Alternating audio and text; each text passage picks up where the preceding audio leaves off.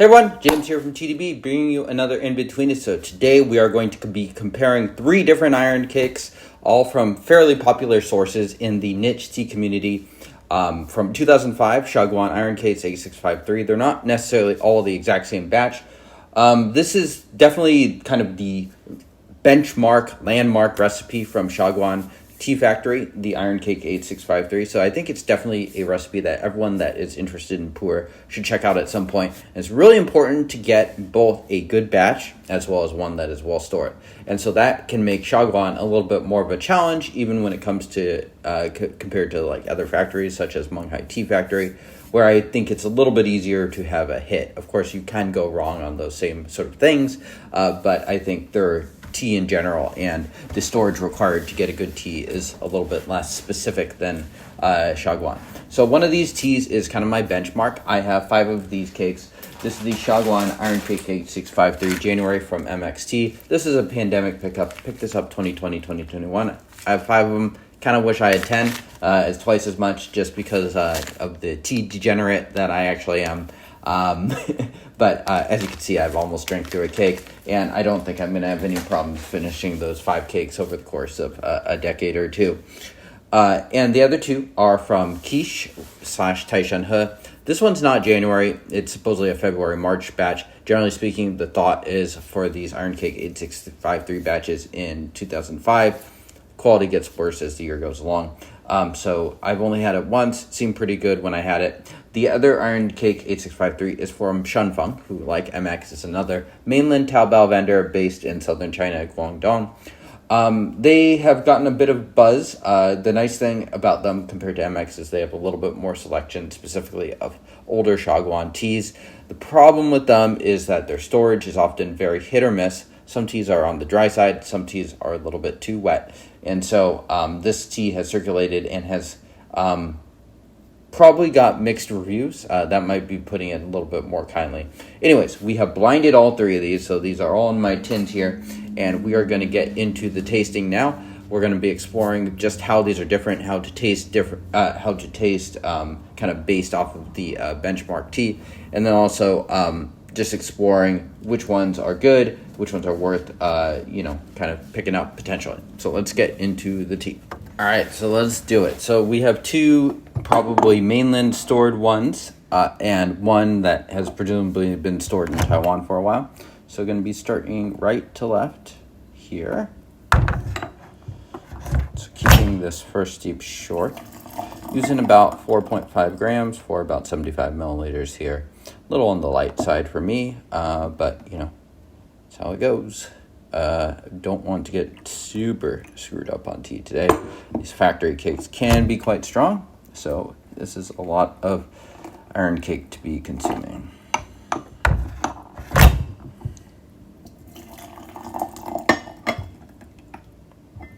Okay, so this is notably a little bit of a lighter color. Of course, the extraction on these is a little different too, so we will probably do a little bit longer second steep and third steep.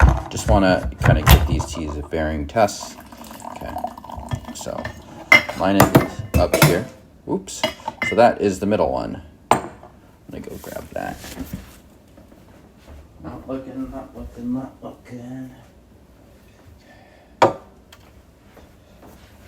Okay, so we will take a smell of all of these as well.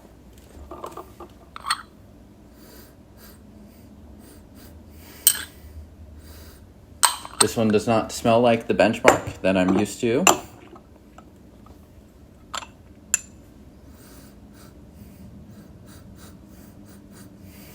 Woody, a little bit of that menthol camphor.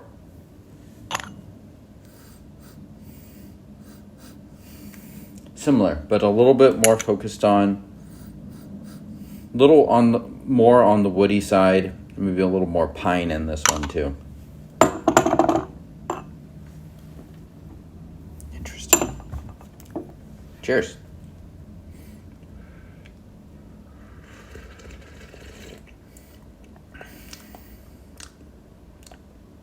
Don't love that. It's a little sour, a little woody, a little dank. Yeah, storage definitely coming out on this one. Yeah, it's I don't know. This is a tricky one to put off. Maybe we can just chalk it up to some sort of bad storage, unclear why. Yeah, I don't like this one at all. A little chocolatey. I suppose it's not awful, but it's not good either. So you know, I got the gist of it. So moving right to left here. This one looks underdone. None of these storages, like if it's one thing if we were having a Kunming one tossed in here, I don't think the storage would play such a factor to make this one too much lighter. So it's probably an extraction issue that we can sort out with subsequent brews. That's why you do more than just one. So cheers.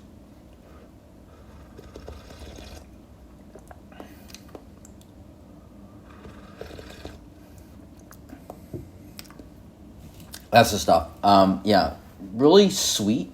Xiaguan has this like very kind of candied sweet note that it can sometimes get. Getting that here, it's definitely probably a little bit light. Getting kind of borderline smoke or maybe retired smoke notes to this.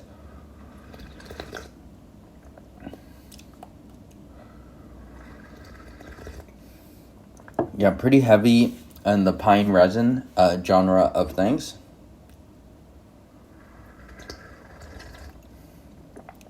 Nice. Okay. Yeah, pretty good. Definitely kind of this barbecue smoke kind of riding throughout this one. Interesting. Usually I don't get extremely barbecue smoke notes for the MX, but you know, it's been a while since I had it too. So yeah, cheers.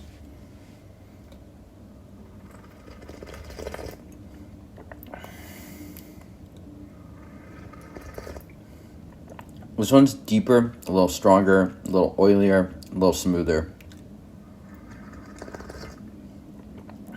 Kind of the same genre of things.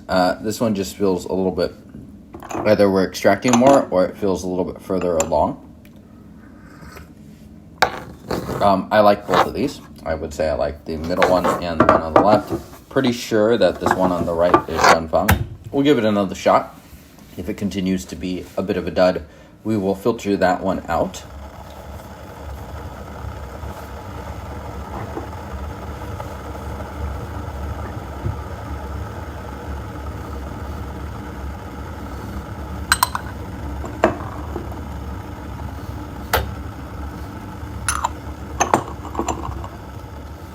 So I'm going to go left to right in this case.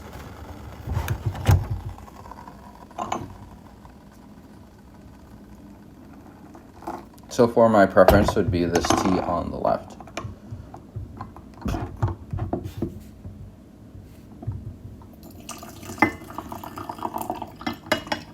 So brewing just a touch longer.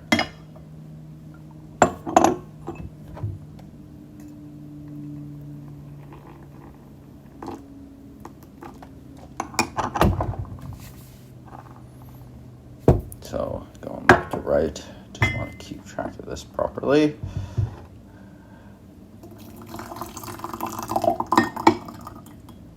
It's possible too that this chai is just, you know, the staining and whatnot on it.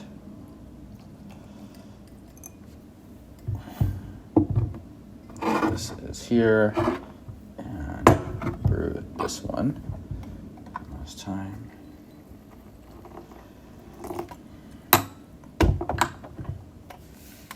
Probably do just 3 steeps on these. I would be curious to hear what others' experience are with Iron Kate 8653. I have not actually had the Teas We Like one. Not that I need to. I feel like I probably have a pretty good idea of what that one is like. But that's definitely a popular source to try this tea. A little bit pricier. The quiche one from the initial try I had was definitely one that might be worth checking out. We'll see how it does on this tasting. One of the things I'm very curious about is how it compares to the MX one. Pretty sure this is the SF one. It's darker, I don't know, kind of woody, uninteresting. Definitely kind of beyond that kind of pine wood. Definitely more dank mushroom. Not super earthy, but a little bit of that. It smells exactly like I would expect a good Xiaguan iron cake to smell like.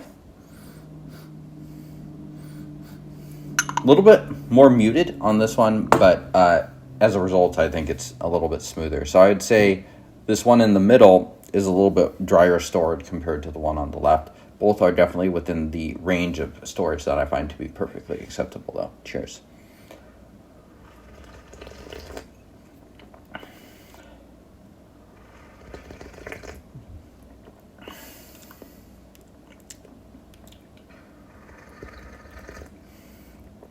Yeah, resin. Yeah, a little bit less menthol going on, I would say.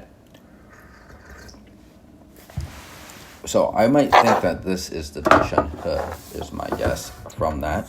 I wasn't sure if it would be more humid. I would, in general, I guess I do guess that Taiwan is a bit more humid than Guangdong on average. Obviously, you can have very big differences here. For instance, two of these seeds are Guangdong, but one of them is very on the dark side, and the other one is brewing up much lighter, whether it's the one in the middle or the one on the left. Cheers.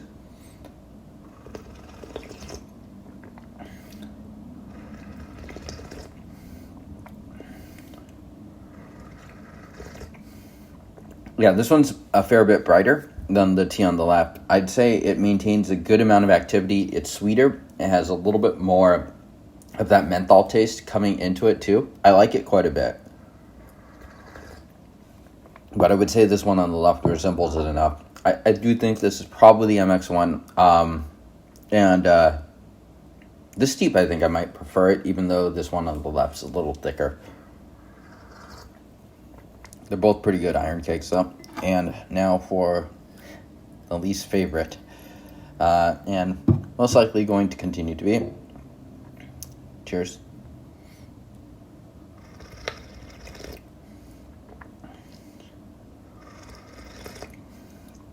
It's thick.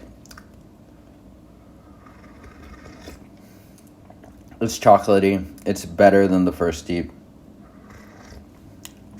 It's okay at best. It just doesn't have any of the activity in the mouth or the different flavors going on that the middle one and the one on the left. So something has gone wrong in the storage here.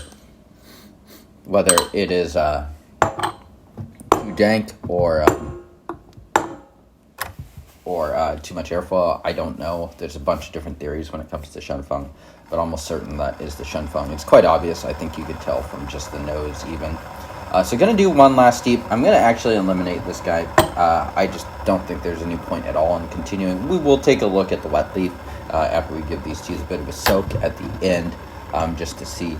And I am very curious. It is possible, I think, that I could be wrong on this tasting. It's a lot less obvious, especially because I haven't had the MXT in quite a while.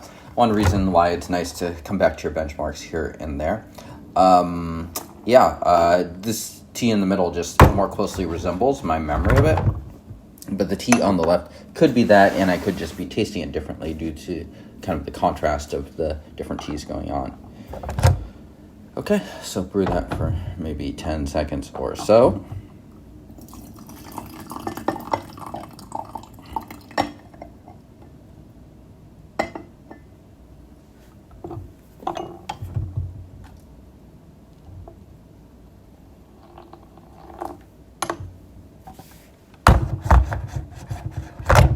Same over here. Then we will see which we prefer, and then we will go for our reveal.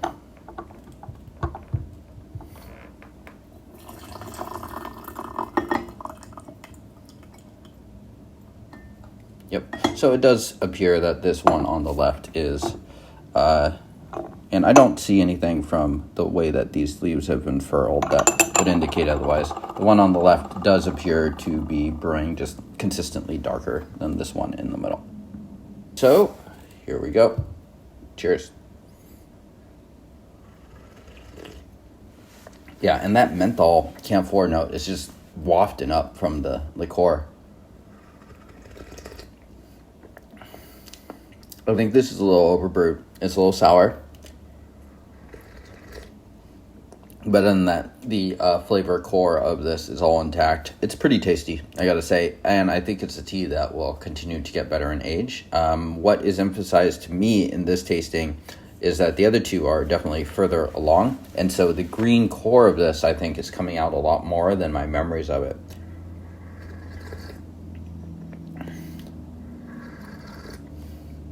It's a good tea. Yeah. Assuming that is the MX one, that I should say, which I don't know at this point.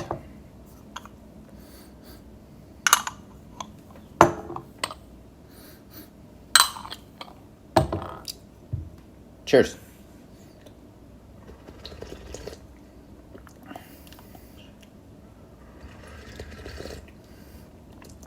Yeah, they resemble each other. I'd say these are like 75% similar. It's curious that the menthol note is so absent from this in contrast with the one in the middle. I like this, but I do think the one in the middle is going to be my favored tea here by, I don't know, 15-20%, something like that. Okay, so let's see. So C is the Shanfeng tea. Guessing that's what this is. We are correct.